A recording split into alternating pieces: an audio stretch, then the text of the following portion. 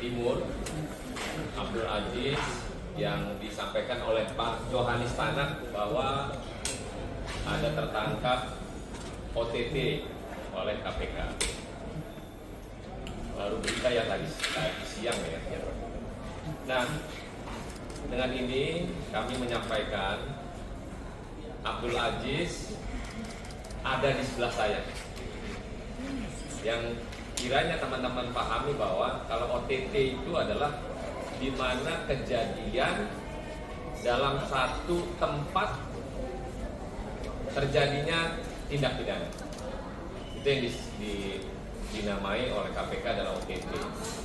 Tapi berita yang disampaikan Pak Johanis Tanak adalah tidak benar. Abdul Aziz ada di sebelah saya dan lagi mengikuti Rakernas Partai Nasdem di Makassar. Kita menghormati hukum karena asas praduga tak bersalah itu sangat normal. Tapi kalau sudah memberitakan hal yang tidak ada menjadi ada, itu menjadi satu pertanyaan. Kenapa kita mesti jadikan drama dalam proses penegakan hukum? Sangat disayangkan kalau akhirnya drama ini dimainkan oleh produk yang kita nggak tahu maksud dan tujuannya seperti apa. Misal, kalau yang bersangkutan bupati dalam hal ini menjadi target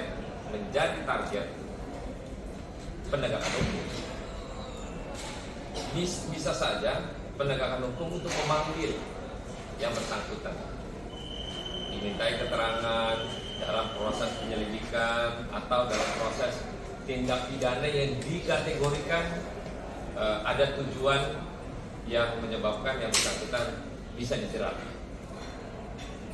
Kan itu adalah asas di mana proses hukum tindak pidana hukum. Tapi kita menyayangkan berita yang memang seolah-olah tertangkap tangan, tapi nyatanya yang bersangkutan mengikuti Rakernas di Makassar. Saya juga kaget sebenarnya pada saat baru nyampe melihat berita ini ada kader Nasdem tertangkap OTT yang ditangkap katanya di salah satu restoran di Makassar. Pas saya nyampe di hotel, kebetulan pas ketemu yang bersangkutan. Jadi saya bertanya. Nah, dalam proses penegakan hukum ini, oke, kalau tadi KPK menyampaikan OTT KPK di 2025 itu baru 2 dan disampaikan bahwa orang lebih pintar. Nah, mestinya dalam proses penegakan hukum kan bukan berlaku hanya sebagai OTT saja. Toh kejaksaan, kepolisian melakukan tindak pidana terkait dengan apa yang ditargetkan pada hal-hal tindak pidana.